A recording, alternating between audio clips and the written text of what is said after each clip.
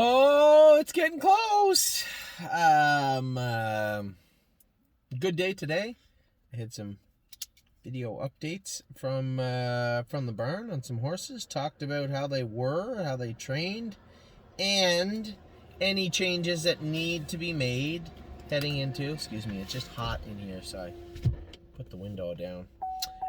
Any changes that need to be made for the horses heading into Sunday. So we have to make some shoeing adjustments. They need to be shod. Will de Win Hanover lost a shoe today. LSL was rough today. These horses need to be shod. I think their performance this morning was completely indicative of them needing to get new shoes. The problem is that really Saturday, according to my weather app, is really the last cold day that we are going to experience for at least 14 days on my phone. Not even close to zero any of the days. So unless we get some sort of ice storm or weird snap in the weather mid to final end of March, we'll begin taking the corks off of these horses right away. So knowing that Saturday is going to be cold, I said, geez, maybe I don't want to take the corks off these horses just yet. But it's a real catch-22. They need to be shod. They need to be done. So we're going to bite the bullet. Will de Win Hanover, LSL are going to be shod. Granite Hill lost a shoe today. He needs to have those fixed up for Saturday also. Blue Bayou Dio and Twinbee Habanero both lost shoes today also. There's not much you can do when you're going on 5 and a bit weeks. It's quite a bit longer than we like to leave them. Just Mother Nature has really tampered with our calendar. It's close enough where you can reach out and feel the warm weather coming, but far enough away that it's really, is it too early to take the corks off? What about Saturday, -4 or 5 in the morning? Is the track going to be icy? Most of the ice felt like it was out of the track today, from what I could see. So it looked good. I was happy with it. So let's go through who was very good today. You know what I said to James today? It's obvious. It's very very interesting to watch horses that haven't trained in 2.5 weeks go out and train. It's 10 times impressive when I see a horse look like they didn't even miss a beat. Go out and train so good, even though you haven't trained in 2.5 weeks. It's hard. It's not like walking. It's not like, oh, just go out and train. No, it's not like that. Some horses really struggled today for the fact that they hadn't trained in 2.5 weeks. Some horses really struggled. Some horses never missed a beat, and then you could see some that were kind of in the middle, transitioning. I'm going to give you a list of horses that really surprised the hell out of me today with how composed they were, how good they were. Now, a couple of horses on this list made breaks, so I guess how good they were is a little wavering. We'll use that term softly, that they were fantastic. There were some that made breaks, but these horses rebound. I went Rose Above It was a horse that made a break at some point in the mile, maybe in a turn, come back trotting, caught the field as they slammed on the brakes going by the half-mile marker, wheeled them out and just exploded past the field, then shut them right down. And then when they came to him around the last turn, just sat there, and then actually Almost Air Boss beat him at the wire. But an incredible mile, both for him and the way that Almost Air Boss did his work today was impressive also. Eyes at 10, just never missed a beat. Amy ended up second over, flipped her 3 deep, and just inhaled the field. Looked incredible again. Voyage of Ice and Fire. I had said to Amy, just move him to the outside. If he gets a little grabby or a little anxious, just file him to the right and let him trot forward. She just sat outside, and I believe Renegade Gypsy was going to beat him at the wire and rolled off stride just at the wire, but he was flying. Another horse that isn't trained for over a week. So Renegade Gypsy was awesome. Voyage of Ice and Fire. Slim Jimmy came first over and won the first set like he'd won 1,000,000 sets. He looked very, very good. Chris is back going with some horses with us. Obviously, a little shortage of trainers today. Jimmy's back working also. So Chris Rogers went with Slim Jimmy, just jogged. Almost There Boss looked incredible. Rose Above It looked great. Matt's MVP is really starting to turn some heads and look good. Johnny did a great job with him. He looked good today. Century Invictus looked good today also. Spent was good now. He's an aggravating horse sometimes. James was in behind and he was just climbing over them. James says when he's focusing and doing his work well, he's got a very soft mouth, but as he gets agitated and his stress and frustration start to mount, it's almost like it finds a focal point in his jaw, and he just turns into an alligator, and he's very hard to steer. So they had a little mini bit on him. I said, just put a snake cord on the horse and keep him under control. So Spent, he rolled off in behind today because he was just getting so aggressive. But then once he sat back down, started back trotting, James just sat on the outside and ended up, I couldn't tell if he won the set, but he looked great after that. Resolute Bay, they've been trying to put a hood on him. I've been stubborn saying, I don't want a hood on this horse. He gets scared when he hears horses going by him or coming up upon him, or he just gets spooked easily. But I said, he's got to get used to that. Today they had a hood on him. Johnny ended up first over and just obliterated them. He looked very, very good. Resolute Bay was good. Taiwan On was very, very good today. Looked good. James did a great job with her. Garden State Dio jogged today. Different horse. I told you it would only take a few times with the hobbles on before she started to bubble up. I just hope we didn't put them on too early. I've been very, very happy with what I saw today, or leading up to today. And today was an incredible looking trip for Garden State Dio. Grace. You're not going to hear much of Grace, but Grace just floated up first over, sat on the outside. Now she come up just a hair short of Garden State Dio, but she was coming to her at the wire. Grace, for a small horse, trained very, very good today. Mischievous Rose. I had talked to a number of our clients out there, freshly minted partners of Mischievous Rose. She was very, very good today. Also, Purple Aura, great, back going great again. Better Be Sawyer was great again. As I said, Renegade Gypsy was going to beat them today, I believe, and just rolled off the wire, but looked very, very good. Big, powerful colt. He looks like something special. And then World for Two was back, looking very good again today. He was on a line a little bit, gave him 2 weeks of jogging. James went with him today. He said, I really like this horse. He likes everything about him. Pretty hard not to. I like him too. Now, it's worth mentioning, last night I was, I felt stupid, but I felt a little bad about it too. I was contacted by some clients. I told you in my opening video the other day, they were looking to move some shares. Now, they had paid their staking for March. They were just looking to maybe mitigate some costs heading into spring. And I don't blame people. I mean, we all have endured this pandemic in different ways. People have found much more, many more financial hurdles than some other people. So it was very hard.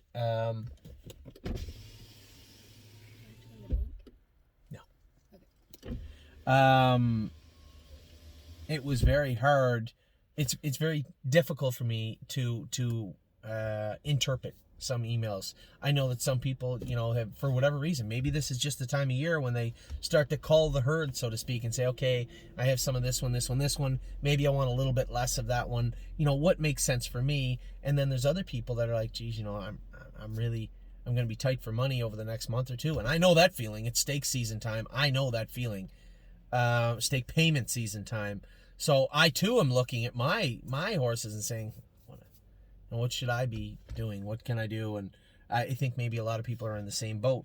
So I had reached out to some people and they said, listen, 3 horses in particular, one that has never had shares available, another 2 that both didn't appear to have shares available. There certainly were no shares left on the public market, the stable.ca. But apparently, I never go on the private market, ever. And 2 of these horses had shares for sale on the private market for less than I was asking for these people. And quite frankly, I ended up working out an agreement with them. I know 2 horses in particular, Duke Dio, massive profit. I love both these horses. Duke Dio is a very, very well-bred horse out of a sister to Donato Hanover. Very impressed with the way he's done his work. He was good today, continues to do his work well. I have pretty high hopes for this horse. And then massive profit, of the short sampling of Indiana again. Spent and him looked very, very similar in very different ways, but massive profit has been exceptionally good for quite a while. And then the third horse that somebody asked about was Miss Mildred. Now, there isn't very many shares even available of Miss Mildred. So I looked again. I had to go on and look after I realized that the mistake I'd made. I went on and looked. Of course, there's no shares available for Miss Mildred. There never has been.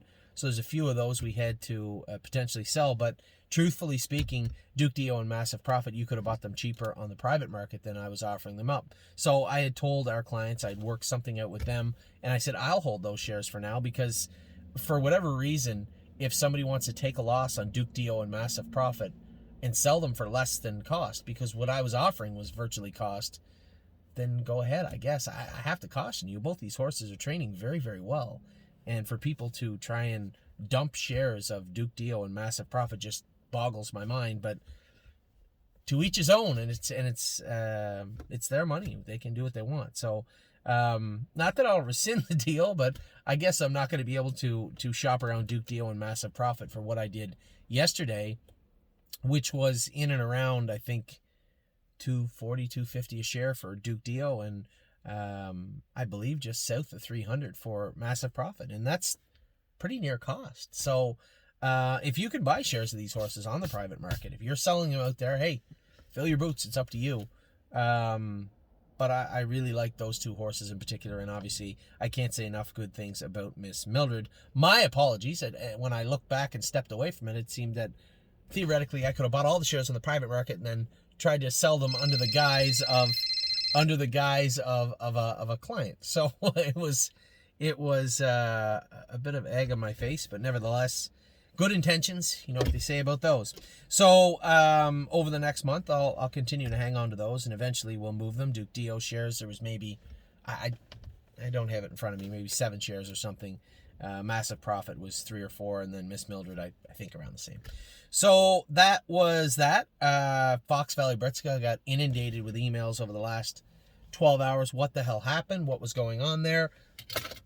I know what it looked like to me was that he pulled up at the wire, but I can tell you some horses that might be guilty of doing that, but he would never, ever be one of them. I never found that horse's attitude in question, and that's what it takes to pull up there, is just a lack of concentration and really a quite ignorant attitude, neither of which Fox Valley Britska has ever been negative or guilty of being negative of. So I talked to Jason. He said he thought his left knee was bothering him. I don't know what the running out and pulling up at the wire was all about. Now, he did say there was redness on his palate. Now, when a horse shuts its air off, you don't usually get to the wire before you see them start to wander or fade or race poorly. This is something that takes place usually soon after it happens in the race. So theoretically, if a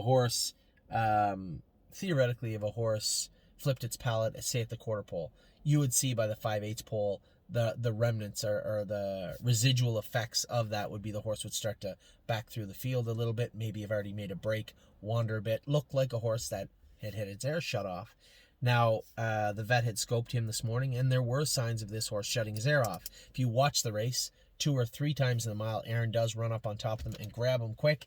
You could shut his air off, but Jesus, he would have to go above and beyond to get right to the wire before he wandered to the outside. Is that what happened? Jeez, I like Fox Valley Britska, but that's a pretty gold star to say he made it right to the wire before he gasped. That would say a lot about that horse. I don't know if I'm there yet.